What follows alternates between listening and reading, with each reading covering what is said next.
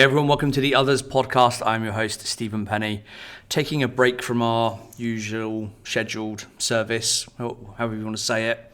Something a bit different this week. We're not going to be discussing any kind of specific track or probably even any N.E.R.D or Neptunes or Pharrell related stuff. In these strange times, we're going to potentially produce a strange podcast. So to do so, I'm joined by the strangest person I possibly know. That's my good friend Tom Comey. You'll know him from podcasts such as Shotgun The Aux. Hello, mate. How are you doing? Yeah, not too bad, mate. Not too bad. Yourself? Yeah, good, mate. Good. Self-isolating, working from home, all of that good stuff during these unprecedented times. Locking yourself down. Exactly. Doing the responsible thing as everyone else fucking should. Unless they're on the front line. Because, my missus working at the hospital. She can't have a day off doing nothing. Poor girl. Poor I girl. know, mate. She's a real hero. Yeah, she's starting to think that's kind of one of these kind of government manipulation tactics like they did in the war. But, it is what it is. Ultimately, the NHS, are there to help the needy and the sick. So it's good that they still have to get on with things. It's just, I'm concerned, man, but it's one of those, isn't it? Indeed, but it's good that people such as yourself are locked away from the general public. Many people would say that should probably have happened a long time ago. In your case, to be fair, but yeah, it's one of those. Did you see that meme where it just said everybody normally, and it's just like a family on like tablets and iPhones, and it just says everyone during quarantine, and everyone's just like flocking in fields and beaches and public areas. Absolute fuckwits. the government won't tell us what to do. I know. Honestly, it's just people think that they're exempt from a virus. It's like you're not. Just do your part. Stay at home. But yeah, we were talking, I think, last week, weren't we, about recording something, and we just thought, well, while it's kind of strange times going on, let's just sit down, have a chat about random shit or whatever we want to chat about. I've made no notes. Well, I've made very little notes, so I've come very unprepared. I think you have as well. So we're just going to chat about all things, I think, music, movies, TV, all that good stuff, and see what happens, basically. Yeah, I think that's good, man. I mean, I've listened to a few albums recently, which we can get into. But have you guys got Disney Plus in Finland yet? Or? No, it's still not launched yet. I saw it launched in the UK. Was it today? Yeah. Or yesterday. But no, still not here yet. Shame, man. I mean, I checked the content this morning, and it's actually good, man. It's got kind of the whole. Yeah, it's got a lot of options. We've split it 3 ways with Danielle's brother and I think her parents as well. So it came to about £15 each for the year. So you've gone for the year, yeah. Which was ideal, really. I'd already seen The Mandalorian, though, through means that will make the baby Jesus cry. But oh well. And what did you think of it? Because I still haven't got around to watching it yet. Yeah, I enjoyed it. I think it's very much like Saturday morning kind of serial type show. It's like more of a western than a science fiction. I really enjoyed it. I think it's they kind of stripped it back and they've simplified it somewhat. There's a lot less like bells and whistles and like CGI. It's a lot of practical effects. And it's, I guess, even though there is like an arc and a storyline that runs throughout it, you can probably watch individual episodes in any order after you've seen it once. It's kind of like individual kind of narratives contained within episodes, which is pretty cool. Besides that, it's got The Simpsons on there, man. It's got all 30 seasons, so I'm going to start at the beginning. I've got all the time in the world now, man. I'm going to start with the season 1, episode 1, and literally all the time in the world. Well, I'll probably get up to like season 10 or 11 where it just gets terrible. Yes. And then just start again. That's the problem with The Simpsons. It gets to a certain point and it rapidly goes off the rails and becomes not brilliant watching. Yeah, I think it's because they lost like most of their writing staff. Like their core writing staff in the first like 7 or 8 seasons was like second to none. I think they've only got like a handful a handful of the original writing staff now, which makes a lot of sense. It's just like a parody of itself, isn't it? Like all the characters are just like so one-dimensional now. It's embarrassing, but it's still cool to yeah, it's still good to revisit some of the old ones because the writing back then was just absolutely amazing. Some of like the storylines and some of the jokes that you don't necessarily pick up as a kid, but you watch as an adult and you think, Jesus Christ, how did I miss Yeah, that? definitely. That's the thing. Like they have it on TV here, like every night, on like the Fox channel here, and I think they show 2 or 3 episodes. And like my kid likes to sit there and watch it after his dinner, sit on the sofa for an hour and just watch Simpsons.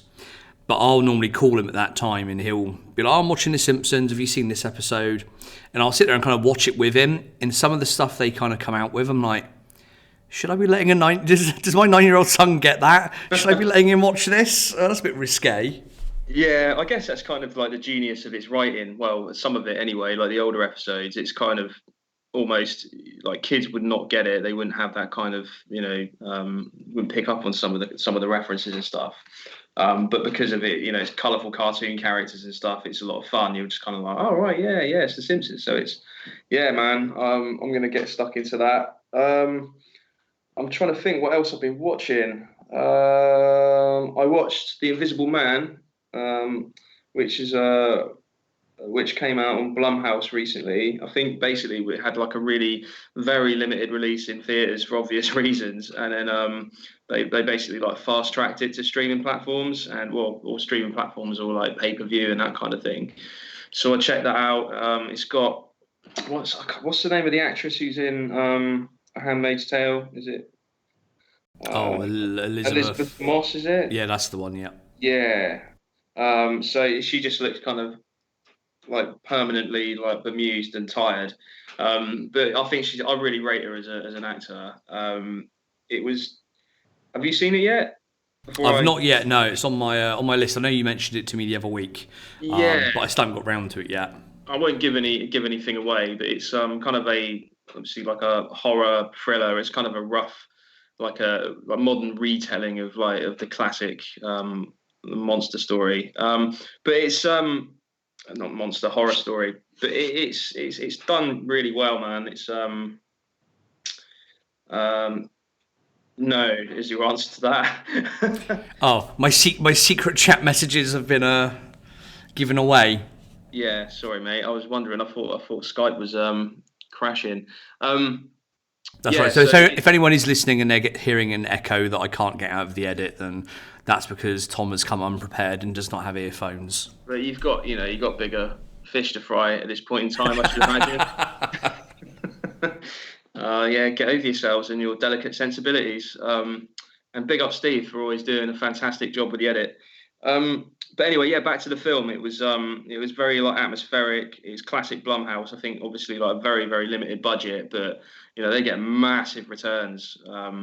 But as a result of that, they churn out loads of shit as well. So you've got kind of the Invisible Man and like Get Out and all of these kind of bigger, kind of more, I guess, more highbrow horror films. But then they have this kind of like, I guess, filmography of really, really terrible, shoddy, rushed to pieces films. And yeah, it almost kind of, but they still operate on the same model. They just put very little money into it and they get a lot back. So I watched that. How about you, mate, before I start rambling on anymore? I was trying to think earlier of what films I've watched recently. There's not been that many, to be honest. I'm very, very behind on movie stuff in the last sort of year or so. But the 4 that I kind of thought of the last, let's say, 6 months maybe, which I remember, which kind of stand out because they were really good. Obviously the 2 big ones, Parasite and Joker. Mm-hmm. 2 brilliant films. Uncut Gems, another kind of fairly recent one out on Netflix, which I avoided for a long time because of the kind of cast. But then having seen all the reviews, I thought, I'm going to jump in. I'm going to go for it. Very pleasantly surprised. I think that was an excellent film. Oh And no, Adam Sandler can act when he wants to. I think and that's the thing. That's what put me off, because obviously all his other Netflix things he has done in the past. You know, they look at the data and they've thrown money at him and said, you know, make one of your ridiculous comedies, even if it's not good, because they know it's going to, you know, get the views back, make the money back. They have all that data.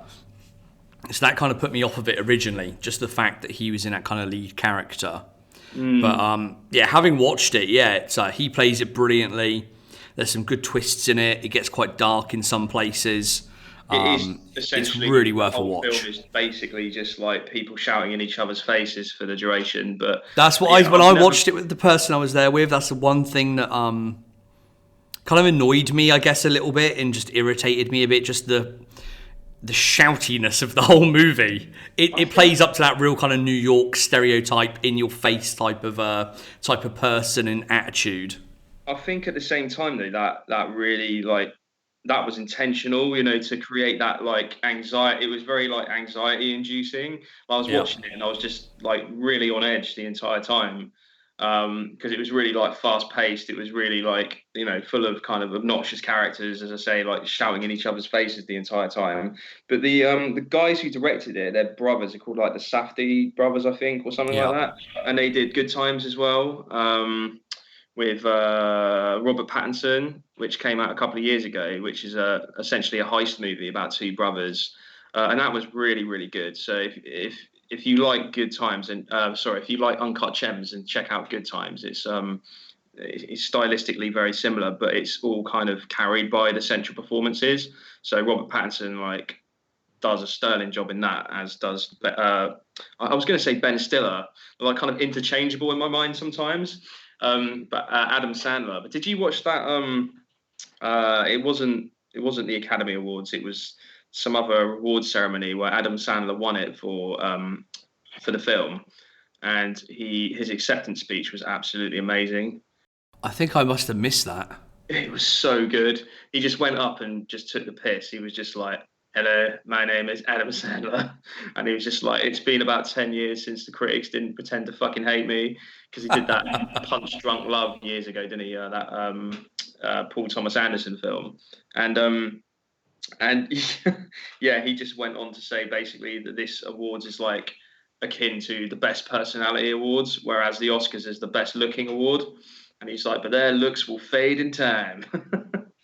But I was just like, you know what, Adam Sandler? And he kind of like referenced the fact that people just give him sacks of money to make ridiculous, shitty films, and, you know, kind of shrugged it off. I was like, you know, you just became my new personal hero, man. That's one thing I do like about him. Like over the years, when you see him appear on kind of the late night chat shows and stuff, I think he is very aware of this perception of him, and the fact that a lot of his films that he makes aren't all that good, to be perfectly honest, and he knows he gets paid a shitload of money for it. I kind of like the fact that he just gets like a big sack of cash from the studio, from Netflix, just gathers up all his mates, flies them to a tropical location, and just like pisses about, and then there you go, there's a film, and it's just like anyone would do the same. Do you know what I mean? It's I think it was in Extras, you know, that Ricky Gervais show, where I remember a scene where, because he's being really kind of picky with the roles his agent's getting for him, and his agent just says to him, "Look, do you want, like, you know, credibility? Do you want people to take you seriously, or do you want to make money? Or, like, do you know what I mean? Like, because very few people have both." He was like, "You either kind of sell out, or, you know, it's very hard to do both." So I think Adam Sandler's like the personification of that. But yeah, definitely. Joker I saw a while ago. What was the other film you mentioned? It was Parasite. Parasite, yeah. We watched that sometime before the Oscars. I really enjoyed it, man. I think because it's the thing I noticed, because obviously it's got that kind of, you know, very you know, the commentary is very, it's not on the nose, but it's kind of obvious when you know what, you know, what it's all about, you know, kind of the social classism and all of that kind of stuff. And you can kind of watch it in several different ways. And also I found that none of the characters are actually kind of unlikable, if that makes sense. So you don't dislike the rich people because they're not particularly like mean or cruel. They're just kind of, I don't know. I mean, besides the guy making some kind of comments towards the smell of poor people and stuff like that, they're not evil people, if that makes sense. And Yeah. likewise, the poor aren't either. So it's very kind of, it's not binary. It's not black and white. What did you think? Like, without giving it away, like, did you like the ending? I did. I like that kind of twist at the end, that kind of onset of madness that kind of happens there, and I didn't really see it coming. Yeah, there was a few twists and things throughout the movie. And for those listening, Tom has just run off to get some earphones so that we can try and get rid of this echo. But yes, if you've not seen Parasite, then most definitely give it a watch. It was an unexpected pleasure, to be honest. Bear with me, folks. I'm hoping this doesn't, because it's only got one output.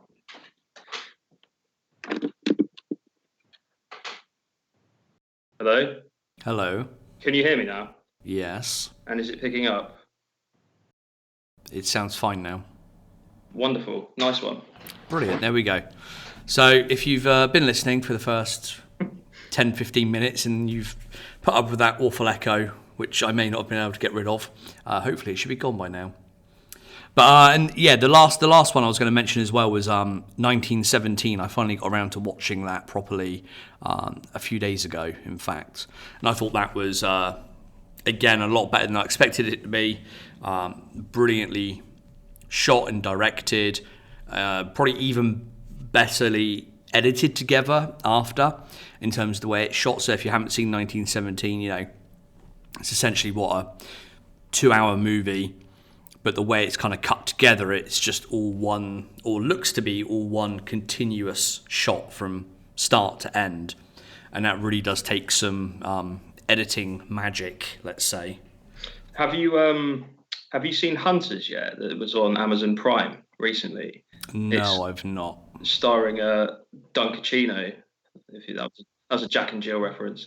No, Al Pacino's in it. So obviously that was kind of what drew me in to watch it. It's been kind of slated by critics due to kind of the controversial way that it's kind of tackled the subject matter. Do you know what it's about? I don't know. I know of the movie, but I don't know much about it. It's a series. It's about Nazi hunters in New York.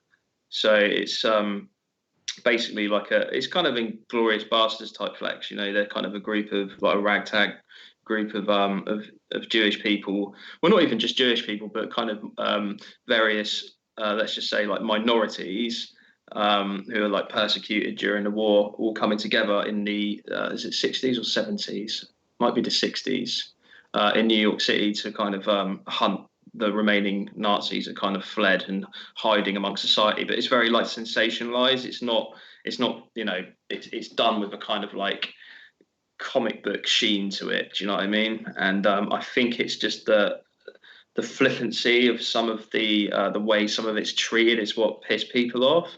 I've got kind of a different view. I think it's kind of ultimately the Holocaust is always going to be a really sensitive subject matter, and people are always going to be very kind of vocal about or very, I don't know. It's a tough one. I'm not disagreeing or agreeing with anyone's objections to it. I'm just saying that in my opinion, it's a fictional show based on something terrible that happened, if that makes sense. But my issue with it wasn't so much the subject matter. It was just the tone of the show was quite muddled. It didn't really know what it wanted to be. It was good. It started it was really, really gripping, but it was kind of part crime thriller, part superhero type comic book show. But then they tried to throw in really earnest, saccharine moments as well, as you would expect. But because it was just tonally kind of all over the place. Yeah. but it wasn't the worst thing I'd seen. It wasn't as bad as like the critics would lead you to believe. I'm not going to say it was like irresponsible or anything either, because ultimately, like, it's a TV show. And Al Pacino was really, really good in it. But yeah, it was just an interesting little watch. I'll be interested to see if they actually get commissioned for a second season based on the response it had. I'll definitely have to download that one and check it out. And The Outsider as well. Have you seen that yet? No. It's a Stephen King / Dennis Lehane co-written series. I think Jason Bateman directed some, if not all of it. And he like stars in it, and it's got like Ben Mendelsohn. It's got a really good cast. It's really well made. It's on HBO, and it's about like a child. They find like the body of a child at the beginning, and it's so you get like the Dennis Lehane vibes of the the true crime thriller type stuff, but then later on there's more of like a supernatural element is at play. So you can tell like the influence from both writers, which is pretty cool. But yeah, besides that, man, I'm just struggling to think of all the things I've been watching. Speaking of Jason Bateman, the new series of Ozark starts in a few days, season 3. I've really enjoyed the first 2 seasons of it. I know it's got kind of mixed reviews here and there, but I quite liked it. The second season was a bit slow, but I'm looking forward to the third season definitely. Yeah, I like Ozark. Yeah. Wow, I didn't even realise that was coming up. Who's the Scottish actor who plays like the heroin farmer? I've got no idea of the name, but I know who you mean. Yes. Yeah. No, I think it's really good, but I'll need to probably watch the last episode of or at least watch a couple of episodes from the last season just to kind of recap, because these things all kind of I watch so much stuff, I forget a lot. I don't retain it all. No, I'm the same. That's why I had to sit here for like 10 minutes before trying to flick through I've got an app where I track everything that I watch, and I had to like sit there flicking through that to like work out what I'd seen. Yeah, man. A few other recommendations from my side, I think, from recently. We've got the new series of Westworld has started. That's on, I think we've had episode 2 last night or this morning. Westworld's one of those, it's brilliantly made and written and shot, but at points it is just overly confusing to the point where you just wonder what the actual point of that is. I hear you, man. And then that's kind of like in the first couple of seasons that kind of put me off a little bit, where you'd not pay attention for 5 minutes and then wonder what the hell was kind of going on and who these other people were and which kind of world you were kind of in now. But yeah, generally a very good show though. Better Call Saul, the 5th season is on Netflix at the moment. I think today was episode 5 or 6. Controversial statement, but I think Better Call Saul is better than Breaking Bad. Wow. Yes. To be honest, I haven't seen Better Call Saul in its entirety, so I think I'm not going to speak in absolutes, because I would have nor should you, sir, until the whole show has been aired, because like I think Breaking Bad, you can just kind of judge it as a complete package, whereas Better Call Saul hasn't concluded yet. But no, I think it's an amazing show in its own right. Better Call Saul, it's very, very different, but kind of retains that same kind of aesthetic and feel as Breaking Bad. Yeah, definitely. They're just what's the guy called who created it? Gilligan or something. Mike Gilligan, something like that. Yeah, he's a good writer, man. I'll need to catch up on that myself. But yeah, I really enjoyed it. It's just finding the time again. Yeah. Another underrated series that I've watched recently, I think the second series just came out, I think it's just called Formula One on Netflix. Even if you don't like Formula One as a sport or racing as a sport, or even if you're not into sport at all, it is such a good series. Like 2 series now. The first series, it follows kind of some of the middle of the pack, lower type teams and racers, and it shows a lot more of the behind the scenes type stuff that goes into Formula One, all of the kind of politics and the ownership struggles and the struggles between the drivers and the rivalries, and then the kind of technology side as well and the development side.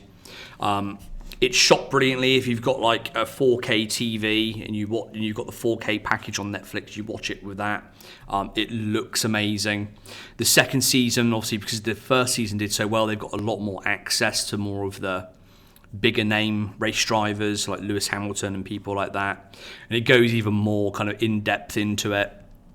It's just such an underrated series, I think. And like I say, even if you don't like Formula One or sport, just watch it for the whole kind of politics and all, the rivalries and all that kind of thing. It's really, really interesting. Oh, nice, man. I'll have to check that out. As you say, like, I'm not like a major like fan of like Formula One, but I heard it was the same as that documentary that came out, Senna years ago. Yeah. And again, I'm not a fan, but that documentary was amazing because it was a character study. And I think to your point, if it's about like people and the internal politics and all of that kind of stuff, then yeah, it's right on my street. So yeah, man, thanks for the recommendation. I'll check that out. Definitely. And then another one from last week, which I binged watched in the space of 2 days, which I've been raving to everyone about, Tiger King. Oh man, yeah, I saw that pop up. This is about a very brief synopsis of it. A guy in the US in the arse end of nowhere in Oklahoma somewhere called Joe Exotic. I think American people will probably be more aware of him than people in Europe. But I knew of him because Louis Theroux did a documentary on him like 15 years ago or something. Yeah, I know the man. Yeah. So, he owns a private zoo. He's got like hundreds of tigers and lions and all this. And for years, there's been all this kind of, controversy about him, the way he treats animals and his kind of rivalry with animal rights peoples. And then just his kind of, let's say his lifestyle, he's an openly gay, gun-toting redneck, basically, with a crazy bleached mullet. And, he's just a strange character, let's say. He ran for president in 2006 and ran for Congress and all of this sort of stuff. But basically, I think it was last year he ended up being sentenced to 22 or 23 years in prison for his part in a hit that he was trying to sort of take out on a rival of his. And also, I think he got charged with killing some of his tigers as well. And because they're classed as an endangered species, you don't have to just kill them. So over all the years, what's great about this is, he had his own kind of internet TV show. So he filmed everything in his park himself. But then he also had a producer there filming all of this as a kind of like reality show as well, kind of in the background. So they've got all this footage from, the last, 10, 15, 20 years of great footage. And then, things they probably shouldn't be recording as well. And so it gives a really good insight into this really, really weird world.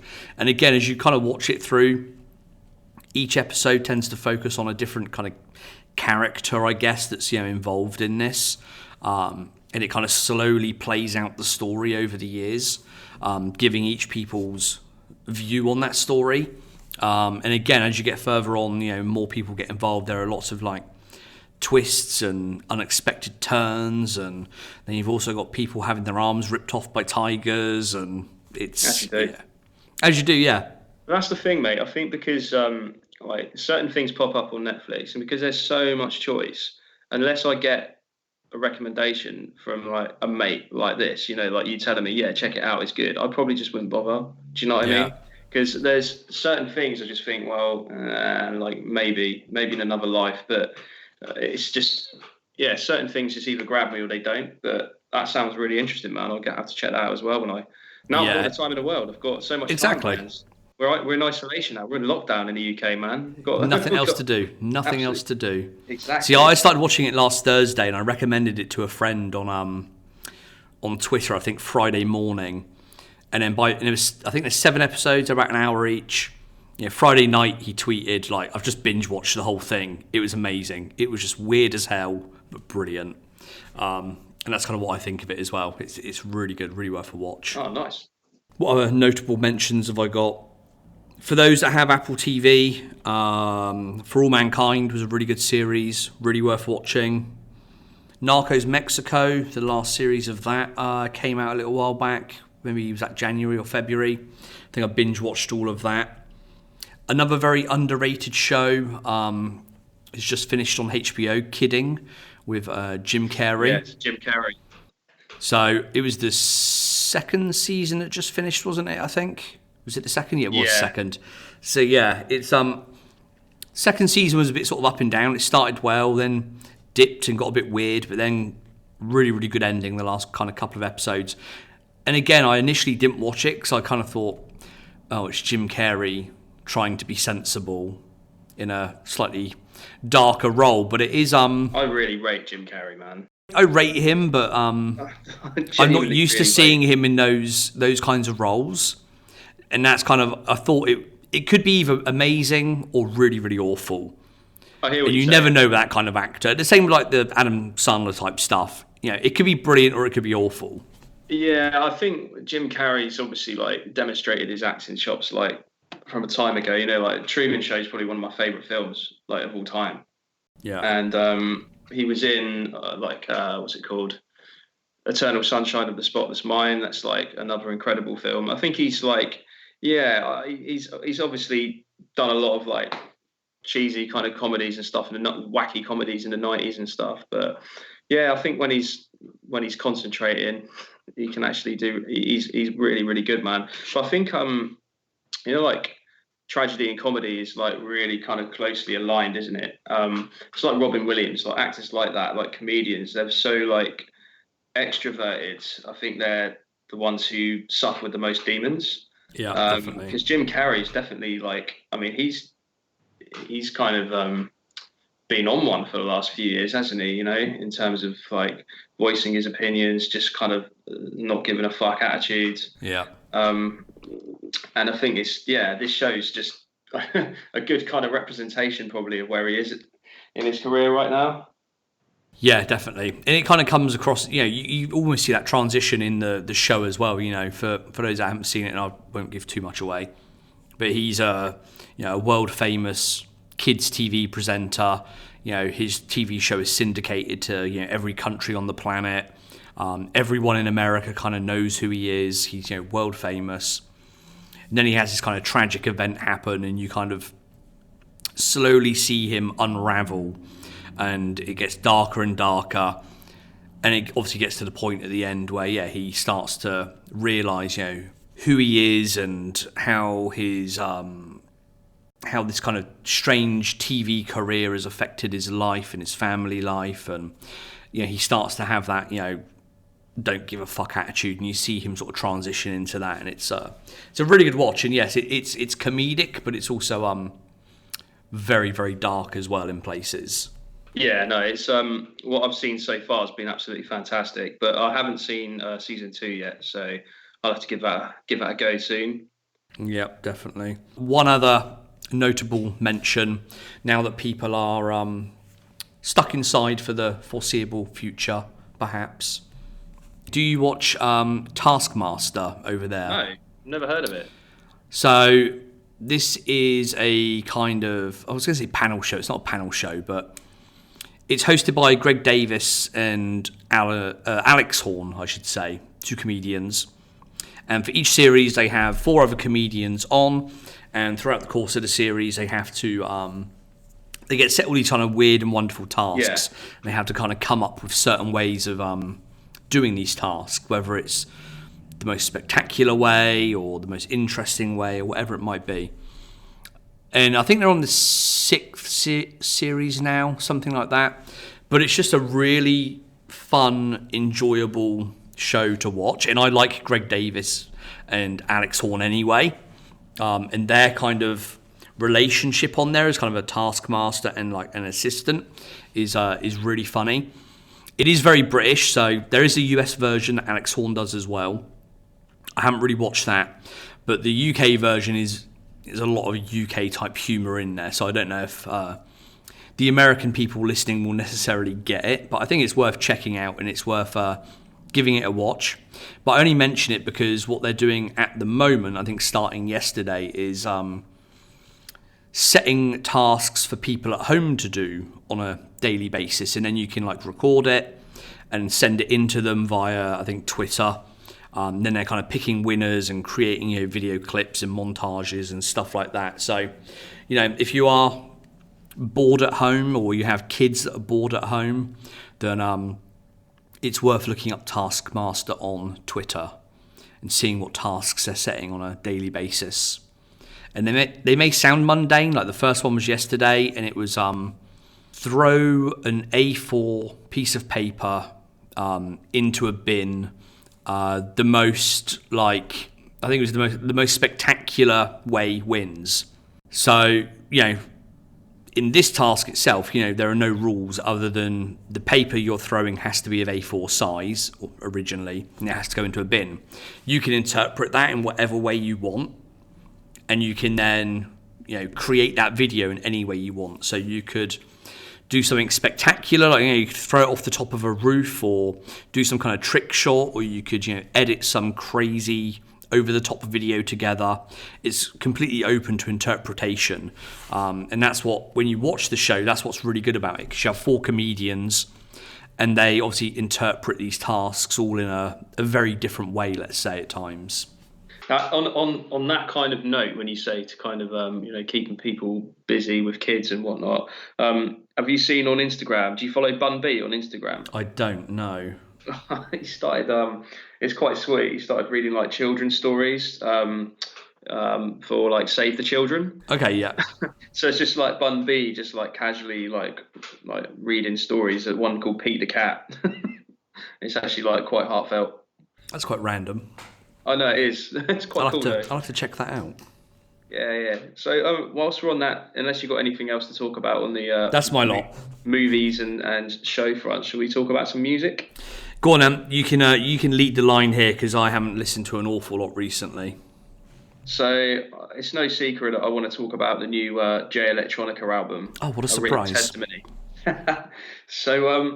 So obviously this album was a long time coming, like 15 years or something ridiculous. Yeah, I think he announced it 10 years ago, didn't he? That he was starting to record again. Is that when he first signed to Rock Nation? Yeah, it was around then, yeah. Yeah, 2010, and obviously he just had a few singles here and there since, and then like Kendrick just bodied everyone on that Big Sean Control verse, and I haven't really heard much of him since. And obviously I think he's dealt with a lot of personal issues like addiction, questionable women, all kinds of different reasons, but he's finally done it. And I think the common criticism that this had was that it heavily features Jay-Z on it. Yeah. To the point that it seems like more of an unofficial kind of joint album rather than a solo Jay Electronica album. Very much so. I think Jay-Z doesn't appear. He's not on. Is it 2 or 3 of the tracks, and that's it? Yeah, he's not on the intro. Yeah. Fruits of the Spirit, and I can't remember the name of the other one. But to be honest, though, like it doesn't bother me. I think that it really kind of complements the record. I know that they both kind of worked together over 40-day, 40-night period. Yeah. To put it together. I think I couldn't fault it. I love this album. Like I've heard some kind of critics that I really respect who a lot less favourable than that. Joe Budden. No, not Joe Budden. I don't respect him as a critic. I was talking about Anthony Fantano with the Needle Drop. But no, I really rated this. I think considering what's going on in the world at the moment, and maybe it was my kind of like mental state at the time as well, it just kind of really resonated at the time. Sonically, it just sounds really crisp. Bars are on point. They obviously rap a lot about their religion, which is not something that resonates with me. However, there's obviously a lot of like passion there for the subject, if that makes sense. Uh-huh. Some of the production on this thing is absolutely mad as well. The track, The Never Ending Story, produced by Alchemist, is just like, that's instrumental of the year for me. It's got that kind of like War of the Worlds vibe with the kind of like real like creepy like electric guitar that comes through. Right, I'll go into it track by track, but before that, have you heard this album? What's your initial reaction to this, mate? Yes, I have. I've listened to this album probably 3 or 4 times, I think, since it kind of came out. Was it start of last week, about a week ago? To be fair, when I've listened to it, it has been on more in the background. I haven't just sat there and listened to it and focused on it. So, yeah, I couldn't name you a specific track off of it that I think is better than anything else. But from what I've heard, and kind of just those end-to-end listens 3 or 4 times, I'm kind of with you, to be fair. I think the production's brilliant. A lot of the samples that are in there are really well worked. They sound great. As you mentioned, the bars are on point. I think this is some of Jay-Z's best work. It's really got the best out of him, which I think when I saw he was featuring on so many tracks, I kind of worried slightly that he might have dialed it in a little bit. But no, I think it really brought out the best in him. And yeah, even Jay Electronica himself, all of his stuff is completely on point as well. And I had that fear as well, because it's been hyped up for 10 years. The singles he's put out have been really good, and everyone's kind of thought, they're going to be a representation or a flavour of the album to come. They probably were at the time. I think he had so much on his shoulders in terms of what he had to kind of put out to satisfy music fans and hip hop fans. And while I wouldn't say it's one of my top 5 albums ever, I certainly don't think he's let any fans down. I think it's genuinely a very, very good album.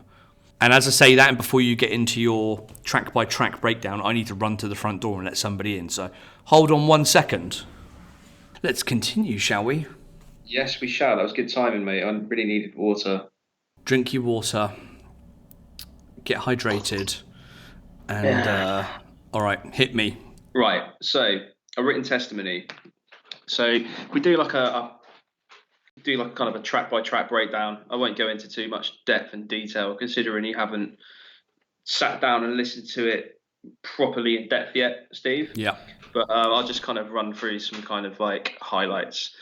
So the intro. I think this is what kind of sparked up a little bit of controversy as well. It was the overwhelming event, and it's a speech by the minister Louis Farrakhan, and I think this is where like some people have said that he has made kind of anti-Semitic speech in the past and stuff. And obviously, Jay Electronica championing it on this record is a little bit controversial. But again, it's not something I can necessarily tap into because I don't know anything about him. Do you know what I mean? Yeah, and I saw who did I see from Hot 97 tweeting about? Is it Hot 97? Yeah, wherever he's from. Yeah, I can't think of his name now. The DJ there. Yeah. Tweeting Jay about it, and there was some back and forth about the content of that. Yeah. Yeah, because that's the thing. It's kind of like I'm guessing that's riled a few people up, but where you don't have the context, it's hard to really form an opinion on it. But obviously, if he's made anti-Semitic remarks, then that's terrible. Edit that out. So I'm just waffling on. So anyway, on to the next one. The Ghost of Soldier Slim is kind of upbeat, and this is where you first get. The strange thing is that Jay-Z is the first of the MCs to actually rap on this record, which kind of sets a bit of a strange tone, if that makes sense. Like, I think it doesn't bother me. It wouldn't normally bother me, but I think if it was like your name on the project, you would want to open with it. Yeah, or definitely. Maybe, do you know what I mean? It kind of sets a bit of a strange tone. But overall, the track is really, really good. It's kind of upbeat. The bars are good. Instrumentals are heavy. Leads on to the next track, the Blinding, featuring Travis Scott. I think is this Arab Music who produced this one? I think it's Arab Music, But it's this was a really, really good one. I think probably the most like commercially viable on the record. It's the least lo-fi in terms of production. As most of the other tracks on this thing are quite like dusty and lo-fi and like atmospheric. Do you know what I mean? And this one's a bit more kind of like bass heavy, a bit synthy. Yeah, I enjoyed this one. The Never Ending Story, as I've mentioned before, is my favourite track on the album. I think The Alchemist absolutely kills it on this instrumental with the guitars, just the atmosphere, just everything about it. I really, really like. I think both Jay-Z and Jay Electronica do a fantastic job on this one. The Shiny Suit Theory was actually an old track. It's 10 years old, this one, isn't it? Yes, I remember that floating around years and years ago, yeah. Because he makes the reference on there that he's with like P. Diddy, and Diddy says to him like, fuck the underground, you need to win a Grammy. And I was thinking, would he be hanging out with Diddy now? I think he still does actually. I think they're very good friends. Yes. Oh really? Yes. Yeah. So this is it. I just wasn't. I don't know. The bar kind of like took me back because I remember like in Exhibit C. It was Just Blaze, I think he produced that one, and he was kind of. Do you remember that verse on Exhibit C where he just kind of like reels off all those people? He's kind of like name dropping, almost like the expectation. To your point, you made earlier, is so high for you to release a record. People telling him to drop the album. Yeah. N.E.R.D hit me up on the phone and all that kind of stuff. Yeah, and like, did he send a text every hour on a dot saying why are you taking so long?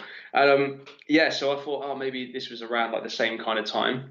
I have recollections that it was, or the song may have changed completely, but I do remember there being a track called Shiny Suit Theory floating around quite some time back. What was the name of this track? I'm actually going to Google it now. It was Reflection Eternal, so it was like Talib and Mos, Talib and High Tech rather, and they did the track with Mos Def and Jay Electronica and J. Cole, because I remember Jay Electronica's verse on there was smooth, man, when he's just like going across the bridge, can I have a cig? I can't remember what he says, but it's just, I need to Google the name of this song. Just Begun. Yeah, that's the one. Just Begun, Reflection Eternal. Go hit that track up because it's amazing. So anyway, back to a Written Testimony. So after Shiny Suit Theory, you've got Universal Soldier. And apparently James Blake's on this record, which I didn't realise until recently. Again, I mean, he's quite heavily involved in a lot of the recent kind of more kind of critically acclaimed hip hop releases. He's worked with a lot of artists, hasn't he? He's worked with like Kendrick Lamar and others. Yeah. I know he's featured heavily on the Black Panther soundtrack. But I think he after I found out he was on it, you can really kind of tell like the kind of the vocal thing that he does in the background is kind of signature for him. Are you a fan of James Blake, Steve? So. I'm obviously not. I'm not massively aware of a lot of his stuff. I'm aware of him in some of the stuff he's worked on, but I wouldn't profess to be a fan. But yeah, I hear you. So yeah, that Universal Soldier's decent. Flux Capacitor is probably my least favorite song on the album. It's got a bit of a bizarre kind of beat switch. I just think it's hard on the ear, if that makes sense. It's kind of like hard to process. Mm-hmm. Where the rest of the album flows really, really nicely, this song's a little bit too jarring for me. But that's probably just down to preference, to be honest. It has Rihanna on it, surprisingly. Oh, does it? I'm looking at the writing credits at the moment, and she's at least credited on there. Yes, but that may be from maybe a sample or something. I don't know. Yeah. Gonna say that's the thing. There's quite a lot of uncredited artists on this project. Because I know there's Because I know Pharrell was listed. I'm just trying to flick through the writing credits now. Because I think Pharrell was listed on there as a writer. Because there was a Rockstar sample on one of the tracks, I think, if I remember rightly. But now I'm looking for it. I can't find it. But yeah. Moving on whilst you're looking for that. The next track, Fruits of the Spirit. I think this was produced by No.ID. This one. Do you remember that track? Never Been in Love by Talib Kweli that came out. I think it's Just Blaze who produced it, and this must have been a decade ago. Because it's exactly the same sample. If you listen to it, Right. Okay. it's exactly the same. I was listening to it. I was like, it's like dun, dun, dun, dun. I was like, Yeah. I know that melody from somewhere. That's what I was trying to think of the other day because I remember hearing that and I was like, where do I know that from? Yeah. Yeah, definitely that Just Blaze beat. I wonder if he's given him a nod or anything, but obviously it would have been sampled from somewhere else previously anyway. But I was just like, that's so familiar. That's going to really annoy me. So Ezekiel's Wheel. This one's kind of slow, atmospheric, repetitive. It's got that kind of like singing on the bridge where it goes real falsetto, like oh. I'm like, okay, yeah, that's How does it go again? Okay, beautiful. And you can do something like that in the edit as well if you want, mate. Make me sound even more of an idiot. Yeah, that was a good one, and it kind of wraps up into the last track, API DTA. And I really like this song. It's very kind of like introspective, heartfelt. It kind of starts with Jay-Z's verse when he's just like, there's numbers on my phone that I'll never ring again, like referring to kind of, dead friends and stuff like that. It's just a nice little kind of way to wrap up the album. Just looking at the discography now, looking at the writing credits, because it's going to really bother me. Who produced that one? That's it. And I'm not too sure how to pronounce this band, but is it Khruangbin? They're like some kind of prog rock, like psychedelic band. And I did read that they were involved in this album somewhere. Okay. Produced the final track of the album, which is actually quite mad.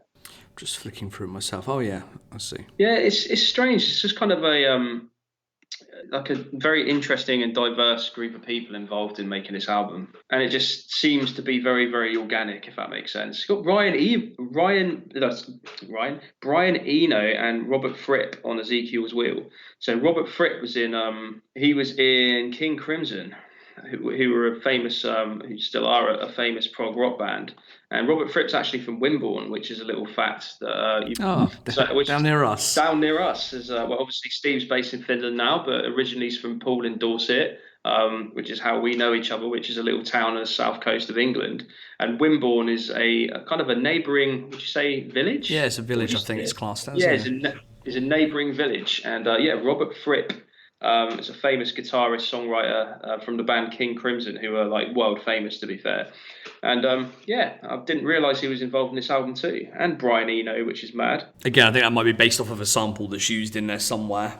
Yeah, I was gonna say that's still crazy to see. Yeah, right. I have to like dig into this more.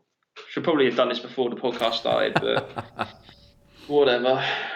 That's not bad. We've had a track by track run through. That's not bad at all. We have. So just to conclude, then I think my favorite track is The Never Ending Story.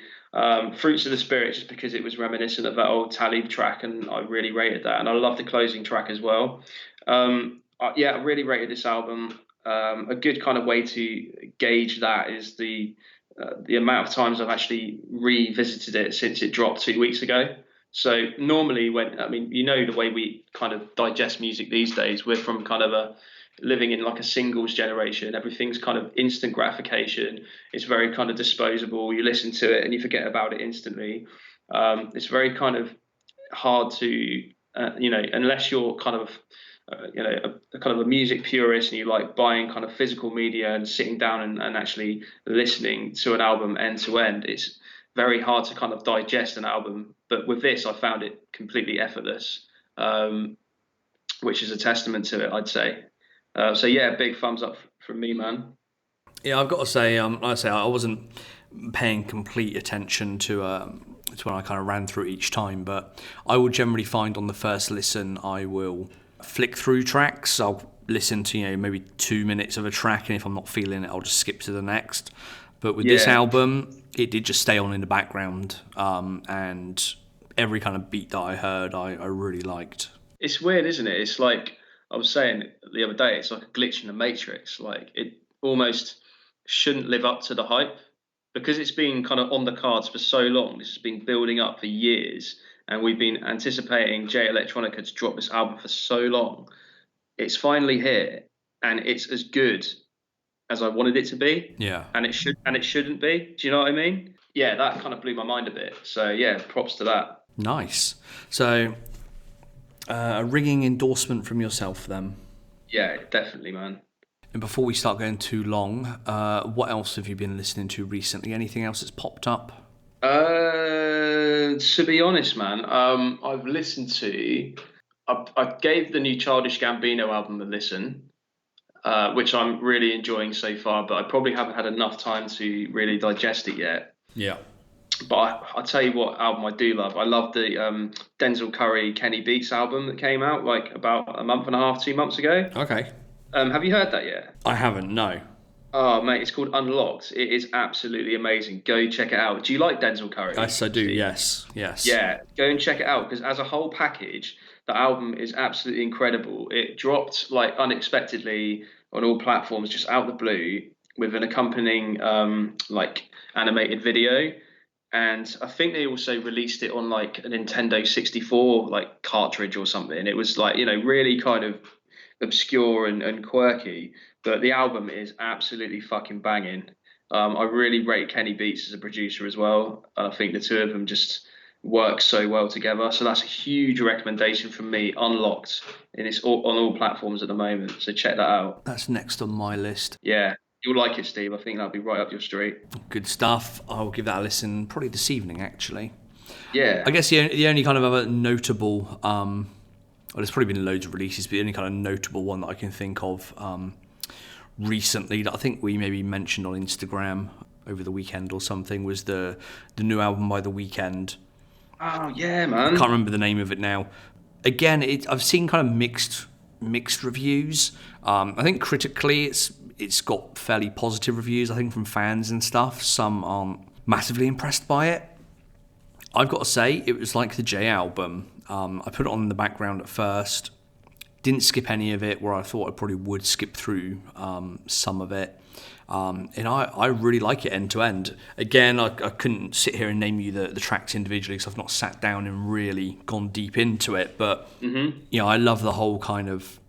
I like his sound and his style anyway. I like the way the album's been produced, that kind of real 80s synthy kind of sound. I like the way that he writes personally. He actually always writes based on his own personal experiences, and I think throughout this album, as with a lot of his other stuff, it's about his kind of on and off relationships and things like that. But yeah, I just felt a fairly strong album end to end, basically. After Hours, it's called. That's After the one. Hours. Yeah. I personally, I think this is probably, in my own opinion, his best album since Trilogy, because Trilogy, when that came out, and that's his debut album. Yeah. And I think it's compiled from like a series of mixtapes. And do you remember there was quite a lot of like mystery surrounding The Weeknd when he first came on the scene? Yeah. And I think, were you with me when we saw him live? I think you may have been in London. Was it down at Wireless Festival? That's it. I was there. Yeah. And he played kind of on the second stage because obviously he wasn't like a major superstar, but he was on the up and up at the time. And I'm so glad that I saw him then, because it was just kind of, he's just a major star now, obviously. Who headlined that when we were there? Was it Drake? Or did Drake? I think it was Drake, and then he bought The Weeknd out for a song as well. Like when he did the headline. Yeah, that rings a bell. I think we'd had quite a few beers and stuff that day, hadn't we? So yeah, man. I remember seeing the Roots as well. I think it was the same weekend, but they had like an earlier slot, which was criminal. So I got right to the front. I was just like, yeah.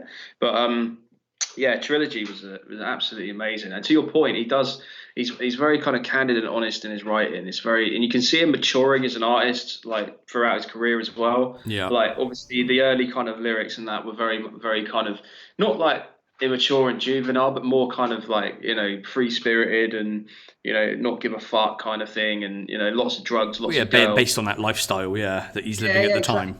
Exactly, man. Exactly. He's kind of matured somewhat going through the years. And I don't like all of his stuff. Like some of his more, I hate using the term commercial sounding, because ultimately he is a commercial artist. But the kind of more kind of made for the charts, as opposed to more introspective accounts of his life and what he's doing. Yeah. Like I like that stuff he does. I'm not too big on the kind of Starboy stuff that he put out. See, I don't mind that, because I like the kind of juxtaposition of that kind of poppiness. But I Can't Feel My Face, or whatever it's called. It's a real poppy song. Yeah, he wins all these kind of kids awards, but it's about taking too much cocaine.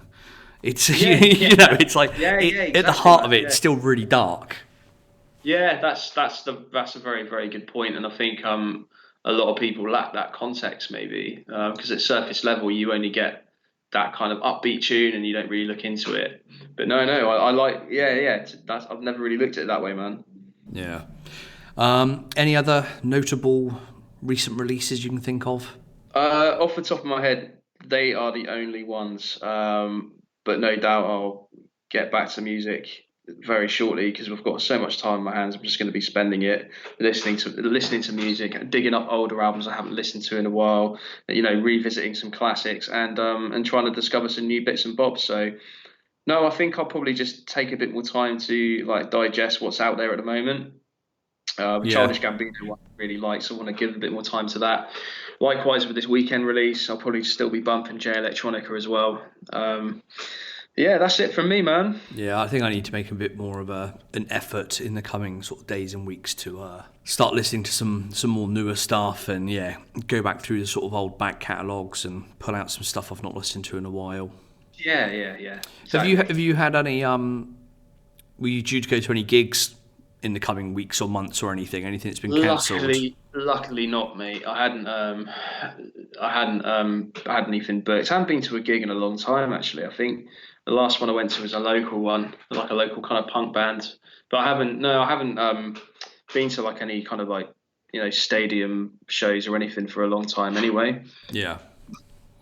How about yourself? I know you do try to get to quite a few in Finland. Yeah, occasionally. I don't get to as many as I'd like. The thing is, in Finland, a lot of artists skip it, and some artists that come here I've seen numerous times anyway, so I don't mind missing them. But I did. I won't go into too much detail here. I'll probably leave this for my other podcast later this week, perhaps already next week. But I flew over to Berlin a couple of weeks ago to see Khalees's 20th anniversary tour of Kaleidoscope. You know what? You told me about that on the last podcast we did together. Did I? You told me you had plans to go over there. I completely forgot. And we did actually speak about Berlin, didn't we? Because I remember. You recommended some places. Yeah. How was it, man? Yeah, so luckily she had one show before Berlin. She did Berlin. I think she did one after, and then obviously the tour got scrapped and cancelled. I think she's looking to rebook most of them for later in the year or next year or something. Yeah. But it was again, I won't go into too much detail here. It was a mixed bag. It was brilliant seeing those 20-year-old classic Neptunes tracks that I absolutely love. Kaleidoscope's one of my favourite albums. So to see some of those songs live, and I've seen her do some songs live in the past, but there are a lot of album tracks that she's never even performed live before. As you could tell when she was reading the lyrics from a book at the front of the stage. And it was a mixed bag. I'm glad I got to see her early. On the sort of second date, she had a bit more energy. She seemed kind of quite up for it. She seems to kind of like Berlin anyway. Cool city, man. Have you been before? No, I've not. No, it's first time there, actually. I love that city. But I heard from I think her next gig was, is it Belgium or somewhere? I can't remember.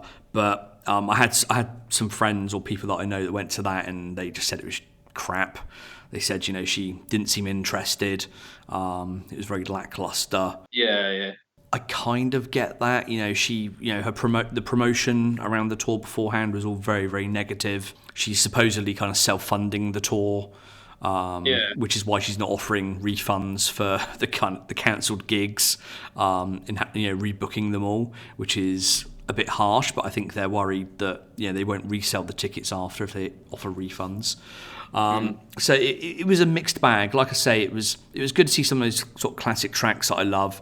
The last 20 minutes were all like EDM stuff, like the stuff she's done with like David Guetta and people like that. It's sort of dancey tracks that I'm not really familiar with and wasn't really feeling. So it turned into a bit of a fucking, house party at the end for the last 20 minutes. That's what she seemed to enjoy the most. I guess probably because she actually makes money from those songs and she enjoys performing them. But yeah, but it was a mixed bag, and like I say, it was good to kind of see her in some of those tracks. But if she toured it for the 25th anniversary or the 30th anniversary, I don't think I'd be going to see it. No, that's fair enough, mate. But at least, that's the thing. You chose your time well, and you still went over there and you got to experience Berlin as well. So I think I was lucky more than anything, but yeah. Yeah, man. It's life's about luck sometimes. Yeah, and could get over there and also met someone else that a podcast listener and stuff, and sick. got to hang out with some people over there, and yeah, it was a good weekend. Well, a few days in the week actually, but hopefully I'll be able to head back to Berlin at some point in the future. Nice, man. Yeah, when all this blows over, we're allowed to leave our houses. We'll have to make a trip over there. Oh yeah, for sure. Yeah, man. Should we wrap things up there then, mate? Let's do it, man. Let's do it. All right, mate. Lovely to chat shit for an hour about stuff that we enjoy. Hopefully people out there listening, this was just a bit of a random light relief, therapy. And this is therapy for us during this lockdown madness with the COVID.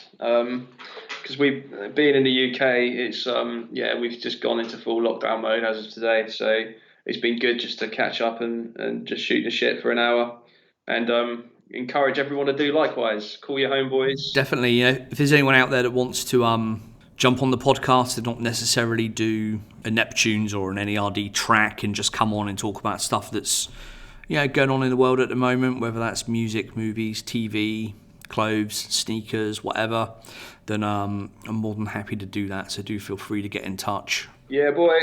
In the meantime, Tom, where can people find you and your brilliant podcast? Thanks, man. Well, obviously, we're going to be, we probably won't be putting content out for a little while, but there's a massive back catalogue of episodes you can catch up with. Run a UK hip hop podcast. We do talk about hip hop generally, not just UK hip hop, and it is at Shotgun The Aux. So I always do this at SHOTTHEAUX, Shotgun The Aux, on all platforms and YouTube as well. I'll put the correct spelling in the show notes because you messed it up twice, but don't worry, mate. It's all right. don't worry, I'll fix it for you. It's all right.